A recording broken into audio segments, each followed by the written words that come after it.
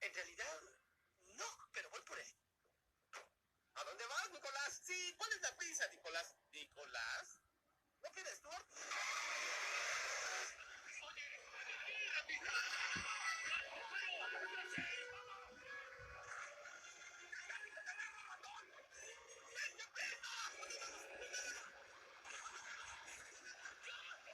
Lo único que tenemos es tu bocota. ¡Cállate!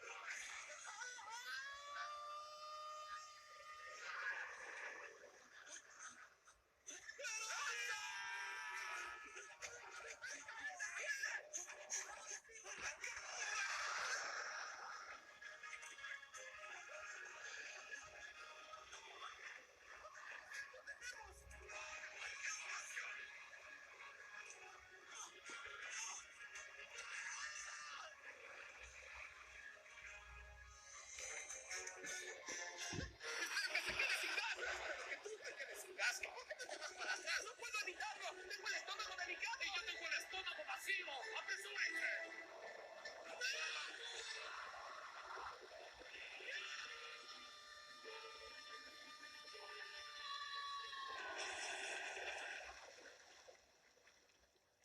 ¿Vieron eso?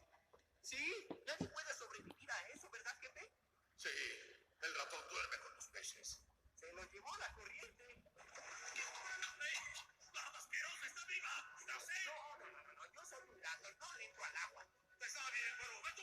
¡Oh, jefe! Yo no traje traje. ¡Es increíble! ¿Qué son ustedes, gatos caseros?